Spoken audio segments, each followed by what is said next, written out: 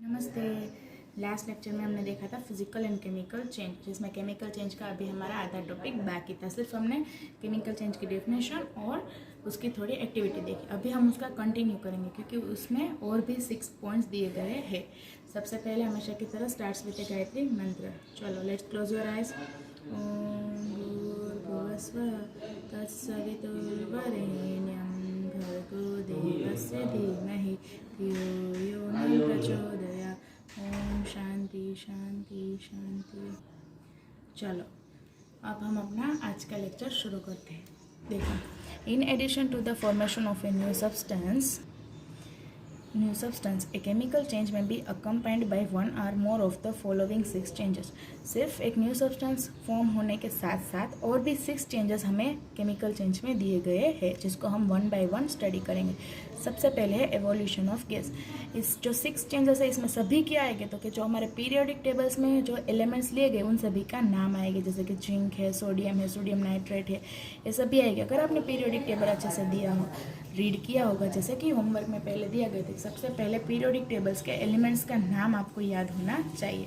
तो चलो अब हम शुरू करते हैं। एवोल्यूशन ऑफ गैस, जैसे कि केमिकल चेंज होते हैं तब एक पॉइंट क्या, तो कि गैस वहाँ से एवोल्व होता है। फॉर एग्जांपल के लिए, when zinc granules are added to dilute sulphuric acid, जब zinc granules dilute sulphuric acid के ऐड करते हैं, उसके साथ ऐड करते हैं, तो क्या हाइड्रोजन गैस इज एवोल्व। तो कौन सा गैस एवोल्व होता है, तो क्या hydrogen gas. If a burning matchstick is brought near the mouth of a test tube, it burns with a pop sound। जब कोई टेस्ट ट्यूब के ऊपर का जो ढक्कन होता है, वहाँ पे टेस्ट ट्यूब के ढक्कन के जगह पे अगर हम कोई मैस्टिक सी मदद से बर्न करते हैं तो वहाँ पे कोई एक पॉप साउंड का साउंड हमें महसूस होता है। क्यों? क्योंकि वहाँ पे हाइड्रोजन गैस रिमूव होता है। तो इसका हमें एक इक्वेशन दिया गया है। देखो, sulphuric acid plus zinc, sulphuric acid का सिंबल क्या है, तो कि H2SO4। ये सभी 1 मार्क्स के IMP क्वेश्चन है। आपको अगर ऐसा बोला गया कि सल्फ्यूरिक एसिड प्लस जिंक, तो आपको याद होना चाहिए कि जिंक सल्फेट प्लस हाइड्रोजन कैसे। देखो, H2SO4 प्लस जिंक, तो क्या होगा, हाइड्रोजन गैस रिमूव हो गए और जिंक है वो SO4 के साथ ज्वाइंट हो गए, जैसे कि zinc sulphate plus hydrogen gas. समझ में आई इक्वेशन? क्या करना है, सल्फ्यूरिक एसिड के साथ अगर हम जिंक को ऐड करेंगे तो हमें जिंक सल्फेट मिलेगा और हाइड्रोजन गैस रिमूव हो जाएगा। उसके बाद When a solid nitrate is heated, oxygen gas is evolved। पहले हमने जिंक ग्रेनुअल्स के बारे में देखा, अब हम सॉलिड नाइट्रेट, सोडियम नाइट्रेट जो कि सॉलिड में है, उसको हम हीट करेंगे तो कौन सा गैस रिमूव होगा, तो कि oxygen gas. If a glowing splinter is brought near the mouth of the test tube, it burns into flame. अगर कोई ग्लोविंग स्प्लिंटर को टेस्ट ट्यूब के माउथ के पास लेके जाएंगे तो फ्लेम की तरह क्या होगा, बर्स्ट होगा। मतलब कि वहाँ पे कोई कलरफुल हमें कलर दिखाई देगा उस फ्लेम का।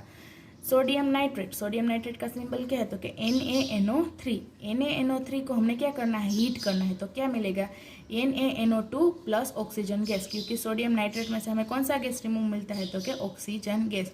अब देखो, NaNO3 था, यहाँ पे NaNO2, इसका 2 मोल्स, इसका 2 मोल्स, तो इक्वेशन बैलेंस हो जाएगा। याद रखना है, जब सल्फ्यूरिक एसिड को हम हीट करते हैं तब हाइड्रोजन गैस, क्योंकि इसमें हाइड्रोजन है, आपको इसका नाम और सिंबल याद होगा तो आपको कौन सा गैस रिमूव होगा ना, ये याद रह जाएगा। देखो, H2SO4, क्योंकि इसमें हाइड्रोजन है तो वही गैस रिमूव होगा। सोडियम नाइट्रेट में ऑक्सीजन है तो वही गैस रिमूव होगा। तो ये आपको अगर ये याद रह गए तो कौन सा गैस रिमूव होता है वो याद रखने की जरूरत नहीं पड़ेगी। उसके बाद when solid calcium carbonate is heated, पहले जिंक के बारे में, फिर सोडियम नाइट्रेट, अब कैल्शियम कार्बोनेट को हीट करते हैं तब कौन सा गैस होगा, तो कि carbon dioxide. If this gas is passed through lime water turns milky. और अगर इस कार्बन डाइऑक्साइड गैस को हम लाइम वाटर के ऊपर पास करेंगे तो लाइम वाटर का कलर कैसा हो जाएगा, तो कि मिल्की। कैल्शियम कार्बोनेट CaCO3, उसको हीट करेंगे तो कैल्शियम ऑक्साइड और कौन सा गैस रिमूव होगा, देखो यहाँ पे CO3, मतलब कि इसके अंदर carbon dioxide CO2 gas remove हो सकता है ना। तो ये 3 इक्वेशन के अनुसार आपको सिर्फ उसका मेन रिएक्टेंट याद रखना है। गैस कौन सा रिमूव होगा वो तो उसके सिंबल से ही आपको मालूम पड़ जाएगा। आपको ये याद होगा कि सल्फ्यूरिक एसिड H2SO4, तो H2SO4 में H2, NaNO3 में O2 और CaCO3 में कार्बन डाइऑक्साइड गैस रिमूव होगा। तो ये थे एवोल्यूशन ऑफ गैस। ये सब क्या है, तो कि केमिकल चेंजेस होते हैं तब ऐसे ऐसे गैस भी रिमूव होते हैं। ऐसे 6 पॉइंट है। अब हम अपने नेक्स्ट पॉइंट में चलें, चेंज ऑफ कलर। तो कि कलर भी चेंज होते हैं, वो कैसे, for example when sodium well solid lead nitrate is heated, जब लेड नाइट्रेट वो भी सॉलिड में है उसको हम हीट करते हैं तो कौन सा कलर, तो कि reddish brown nitrogen dioxide gas is evolved. Nitrogen dioxide gas उसका कलर रेडिश ब्राउन वो हमें बाहर निकलते हुए दिखाई देगा। Also yellow coloured lead monoxide is formed, और येलो कलर का लेड मोनोऑक्साइड भी वहाँ पे फॉर्म होगा। ये सभी क्या है, एलिमेंट्स से इसकी रिएक्शन होती है तब कौन सा गैस रिमूव होता है, कौन सा कलर फॉर्म होता है, इस सब के बारे में ही हमें इसमें देखना है। लेड नाइट्रेट, लेड का पीबी नाइट्रेट यानी कि NO3 ट्वाइस लेड नाइट्रेट को हीट करना है तब क्या मिलेगा हमें, रेडिश ब्राउन कलर का नाइट्रोजन डाइऑक्साइड, नाइट्रोजन यानी कि N, डाइऑक्साइड यानी कि O2 plus lead oxide PB lead और ऑक्साइड का O, और ऑक्सीजन गैस रिमूव होगा। समझ में आए ऑक्सीजन क्यों, क्योंकि यहाँ पे क्या दिखाई दे रहा है आपको, O दिखाई दे रहा है ना, ऑक्सीजन गैस रिमूव होगा। लेड नाइट्रेट को हीट करेंगे तो nitrogen dioxide lead oxide plus oxygen gas, और यहाँ पे कलर है क्योंकि हम कौन सा टॉपिक पढ़ रहे हैं, चेंज ऑफ कलर, तो कौन सा कलर, तो कि रेडिश ब्राउन कलर का नाइट्रोजन डाइऑक्साइड और येलो कलर का लेड ऑक्साइड। उसके बाद फॉर्मेशन ऑफ प्रिसिपिटेट, अब हम देखेंगे कि प्रिसिपिटेट कैसे कैसे फॉर्म होता है, उसके एग्जांपल्स दिए गए। When hydrogen sulphide gas is passed through blue coloured copper sulphate solution, blue colour copper sulphate solution के ऊपर कोई हाइड्रोजन सल्फाइड का गैस अगर हम पास करेंगे तो black precipitate of copper sulphide is form, copper sulphide का ब्लैक प्रिसिपिटेट हमें वहाँ पे देखने को मिलेगा।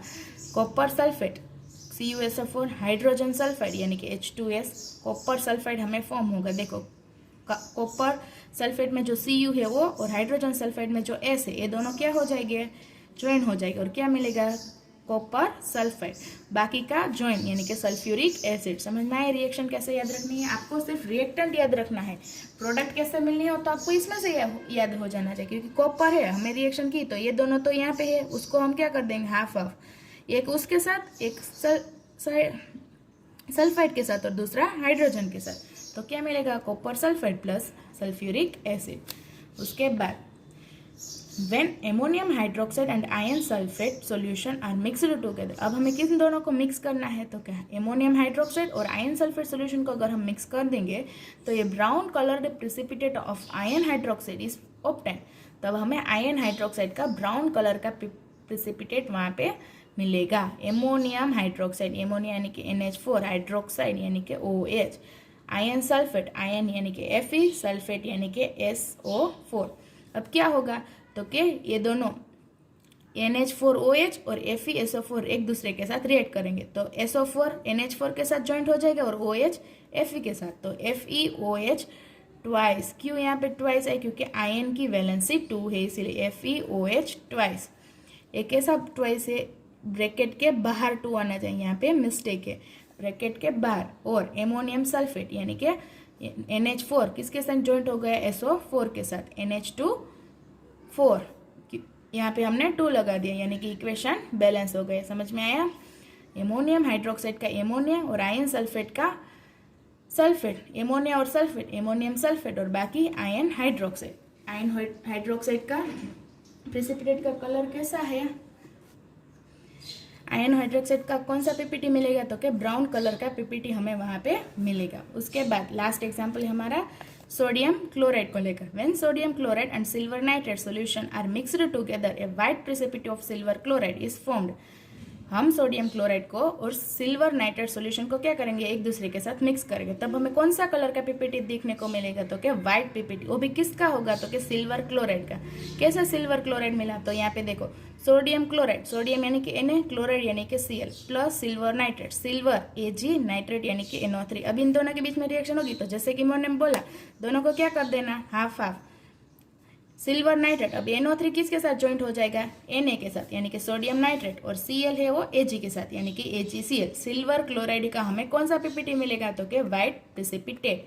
समझ में आई, दोनों को हाफ हाफ पार्ट और एक का प्लस और दूसरे का माइनस, NaNO3 और AgCl, तो यानी कि हमें अपनी रिएक्शन कंप्लीट हो गई। फोर्थ पॉइंट है हमारा absorption of evolution of heat, light and any other radiation. Absorption और एवोल्यूशन, या तो एब्जॉर्ब होगा अथवा तो बाहर निकलेगा, क्या क्या, तो कि हीट है, लाइट है अथवा तो कोई अदर रेडिएशन, उसके बारे में। जब केमिकल रिएक्शन होती है तब ये सभी पॉइंट्स होते हैं, क्या क्या, कलर में चेंजेस होना, प्रिसिपिटेट होना, गैस का एवोल्व होना। अब हम क्या कौन से पॉइंट में पहुंचे हैं तो कि हीट, लाइट और अदर रेडिएशन का एब्जॉर्ब होना अथवा तो एवोल्व होना। फॉर एग्जाम्पल के लिए व्हेन कार्बन एंड सल्फर और हीट, जब कार्बन और सल्फर को हम हीट करेंगे तो कि that is heat energy is absorb, तब वहाँ पे क्या होगा तो कि हीट एनर्जी एब्जॉर्ब होगा। और जहाँ पे हीट एब्जॉर्ब होती है उस रिएक्शन को कौन से रिएक्शन कहते हैं? Endothermic reaction. इसीलिए यहाँ पे क्या दिया गया है? एंडोथर्मिक। याद रखना, अगर हीट एवोल्व हो रही है यानी कि अब्जॉर्ब हो रही है तो एंडोथर्मिक, और बाहर निकल रही है तो exothermic. Then carbon sulphide is form, और हमें क्या मिल जाएगा? Carbon sulphide. देखो कार्बन प्लस सल्फर दोनों की सिंपल रिएक्शन, कार्बन यानी कि C, सल्फर यानी कि S, दोनों को ज्वाइन कर दोगे तो CS2 carbon sulphide, 2 moles of sulphur ले लेना। उसके बाद when water is added to quicklime, जब क्विकलाइन में वाटर ऐड करते हैं तब क्या बनता है तो कि हीट एनर्जी हीट बाहर निकलती है। तो मैंने पहले ही बोला कि जब हीट एनर्जी बाहर निकले तो कौन सी रिएक्शन है तो कि एक्सोथर्मिक। हीट बाहर निकले तो एक्सो और उसको एब्जॉर्ब करे तो एंडोथर्मिक। क्विकलाइन यानी कि कैल्शियम ऑक्साइड CaO, वाटर यानी कि H2O, एक्सोथर्मिक रिएक्शन यानी कि हीट को बाहर रिमूव कर दो तो क्या बन जाएगा? कैल्शियम हाइड्रोक्साइड CaOH ट्वाइस, समझ में आए? यहाँ पे H और ये 2 यानी कि 2O, 2 ऑक्सीजन, कैल्शियम हाइड्रोक्साइड। उसके बाद साउंड में बी प्रोड्यूस, 5th पॉइंट है हमारा, साउंड में be produce. For example in activity 6.7 you observed when baking soda is added to vinegar, carbon dioxide gas is produced with a hissing sound. जैसे कि मैंने last lecture में activity में समझाया था कि जब हम कोई खट्टे यानी कि नींबू के रस में यहाँ पे विनेगर दिया, वो भी खट्टा होता है, उसके अंदर हम बेकिंग सोडा डालेंगे तो हमें वहाँ पे एक हिसिंग साउंड जैसा सुनाई देगा। यही बोल रहे हैं कि आपने एक्टिविटी में लर्न किया कि बेकिंग सोडा को अगर हम विनेगर में डालते हैं तो कौन सा गैस रिमूव होता है तो कि कार्बन डाइऑक्साइड गैस, और एक हिसिंग साउंड भी हमें प्रोड्यूस हुआ दिखाई देता है, सुनाई देता है ना। किया था सभी ने एक्टिविटी घर पे। नींबू के रस में क्या डालने को बोला था मैंने? नींबू के रस में बेकिंग सोडा डालोगे तो कौन सा गैस रिमूव हुआ आपको दिखाई देगा तो कि कार्बन डाइऑक्साइड गैस। उसके बाद उसको हमें रिएक्शन में दी गई है, देखो vinegar plus baking soda. Vinegar यानी कि विनीगर में कौन सी एसिड है तो कि एसिटिक एसिड। बेकिंग सोडा यानी कि NaHCO3 एसिड है और ये बेस है, acid plus base, carbon dioxide gas remove होगा। देखो CH3COOH NaHCO3, यहाँ पे CO3 है, इसमें से CO2 गैस रिमूव हो जाएगा और हमें क्या मिलेगा? हिसिंग साउंड, यानी कि वहाँ पे साउंड हमें सुनाई देगा। लास्ट पॉइंट हमारा है चेंज ऑफ स्मेल में अकर और ए न्यू स्मेल में भी गिव ऑफ। जब केमिकल रिएक्शन होती है तब स्मेल में भी क्या हो जाता है? चेंज होता है, उसको एक अलग ही प्रकार की स्मेल आने लगती है। For example when cooked food containing oil or fat is kept in the open for long it gets spoiled and gives a foul smell। अगर आप पके हुए खाने को, जो ऑयल अथवा तो उसके अंदर ऑयल और फैट है, ऐसे खाने को पक गए हैं, अब उस खाने को आप ओपन ही रख दो, बाहर ही रख दो, फ्रिज में नहीं रखना है। देखो नॉट रेफ्रिजरेटर, फ्रिज में नहीं रखना है, बाहर ही रख दो। कुछ दिन के बाद देखोगे तो वो क्या हो गया होगा तो क्या बिगड़ गया, उसमें से गंदी स्मेल आने लगेगी। तो वहाँ पे केमिकल रिएक्शन हो गई है और क्या हो गया तो कि उसकी स्मेल में चेंजेस आ गए है। तो ये सभी केमिकल चेंज है। उसके 6 पॉइंट्स हमें दिए गए हैं, एवोल्यूशन ऑफ गैस, उसके बाद change of colour, formation of precipitate, absorption और evolution of heat, sound produce होना और स्मेल में चेंजेस आना। तो ये हमने देखे केमिकल चेंजेस के पूरा टॉपिक अब हमारा कंप्लीट हो गया है। उसके बाद हम देखेंगे रस्टिंग ऑफ आयन। 6.3 हमारा थर्ड टॉपिक है इस चैप्टर का। कौन सा? तो क्या रस्टिंग ऑफ आयन। रस्ट यानी कि मैंने बोला कि कोई भी आयन से बनी हुई चीज के ऊपर अगर पानी इफेक्ट लग जाता है तो क्या लग जाता है? कांट लग जाता है। जैसे कि यहाँ पे आपको दिखाई गई, देखो इसमें क्या है तो क्या पूरा का पूरा रस्ट लग गया है, हो गया ना, रस्टिंग वहाँ पे हो गया। क्यों? क्योंकि बहुत दिन पड़े रहने के बाद अगर उसके ऊपर बारिश का पानी पड़े तो भी क्या बन जाएगा? जो आयन है न्यू पॉलिश्ड सरफेस होगा वहाँ पे क्या हो गया होगा तो कि पूरा का पूरा कांट लग गया, यानी कि रेडिश ब्राउन कलर का चेंज हो जाएगा। चलो तो अब हम देखें रस्टिंग ऑफ आयन यानी कि क्या। You must be familiar with the rusting of ion. आप सभी को पता है कि रस्टिंग ऑफ आयन क्या है। When iron objects are left exposed to moist air, a substance with a brown flaky layer is absorbed on their surface। जब कोई आयन से बने हुए ऑब्जेक्ट्स को हम ऐसे ही मॉइस्ट एयर के साथ एक्सपोज कर देते हैं, मतलब कि कोई पानी वाले सब्सटेंस के साथ उसको कांटेक्ट हम कर देते हैं, तो वहाँ पे क्या बन जाएगा तो कि एक ब्राउन फ्लेकी लेयर हमें वहाँ पे दिखने को मिलेगा। कहाँ पे? तो कि उस सब्सटेंस के सरफेस के ऊपर। This brown flaky layer is hydrated ion oxide. और जो वहाँ पे वो लेयर बना है ना वो क्या है तो कि हाइड्रेटेड आयन ऑक्साइड। क्यों? क्योंकि जो सब्सटेंस था वो किसका बना हुआ था? आयन का। उसके साथ हमने क्या किया? एयर, मॉइस्चर यानी कि थोड़ा वाटर और थोड़ा ऑक्सीजन एयर में है और वो भी मॉइस्ट है। एयर यानी कि ऑक्सीजन, मॉइस्ट यानी कि पानी का भाग होगा। तो आयन और वाटर रिएक्ट होके क्या बन गए? हमारा hydrated ion oxide. It is called rust. और इसी को हम क्या कहते हैं? रस्ट कहते हैं। जब भी कोई आयन से बनी हुई चीज को हम ऐसे ही छोड़ देते हैं जहाँ पे एयर और वाटर दोनों प्रेजेंस है, तब वहां पे क्या लग जाता है? तो क्या रस्ट लग जाता है। इस प्रोसेस इसको क्या कहते हैं? हम रस्ट कहते हैं। Rust falls off the surface exposing the iron surface beneath. Rusting of iron is a slow change that destroy the whole iron object. क्या बोल रहे हैं? जो रस्ट लगता है वो क्या कर देता है? जो आयन से बनी हुई सरफेस है ना, उसका पूरा सरफेस का एक्सपोज कर देता है। और एक स्लो चेंज है जो क्या करता है? उस आयन ऑब्जेक्ट को पूरा का पूरा डिस्ट्रॉय कर देता है। एक बार रस्ट लग गए उसके बाद वापस कुछ भी क्या पहले जैसा नहीं हो सकता। हो सकता है आप घर पे आप देख सकते हैं कि कोई भी आयन से बनी हुई चीज है, उसके ऊपर कांट लग गए, वापस आपको पहले जैसे चाहिए तो मिलेगी नहीं, क्योंकि रस्ट एक बार लग गया तो वापस उसको रिमूव करना पॉसिबल नहीं है। Iron is an important metal. Iron है वो एक इम्पोर्टेंट मेटल है। It is used in making bridges, car, ship, trucks, gate, benches and various other useful articles. ये किसके में यूज होते हैं? तो कि ब्रिज बनाने में, कार्स बनाने में, ships, trucks, gates, benches, various other useful articles, ये सभी बनाने में किसका इस्तेमाल होता है? तो कि आयन का इस्तेमाल होता है। Every year a lot of monetary loss occurs due to damage of iron articles by rusting. हर साल बहुत सारा लॉस किसकी वजह से होता है? तो कि जो आयन से बनी हुई चीजें के ऊपर क्या लग जाती है? तो कि रस्ट, वहां पे रस्टिंग हो जाता है। इसी की वजह से बहुत सारा लॉस होता है। The process of rusting of iron is represented as. अब उस प्रोसेस को हमें इक्वेशन के थ्रू समझाया गया है।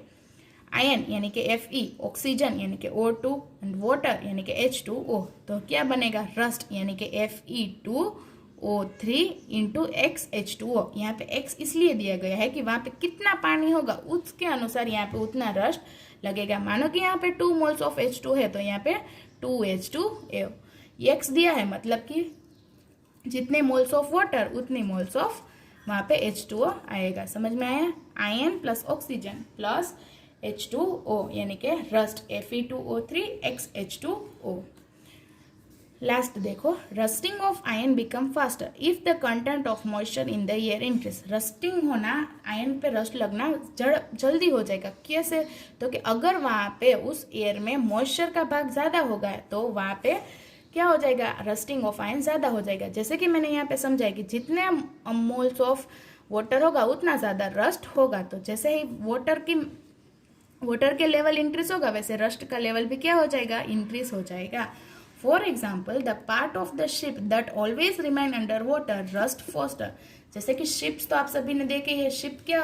तो कि उसका आधा पार्ट पानी के अंदर रहता है और आधा ऊपर रहता है। तो जो नीचे का भाग है उसके ऊपर जल्दी क्या लग जाएगा? वो रस्ट लग जाएगा। क्योंकि जो दरिया का पानी होता है, ओशंस वाटर, वो कैसा होता है? सॉल्टी वाटर होता है, इसीलिए उसके ऊपर रस्ट फास्टली लगता है। तो rusting is faster in salty water.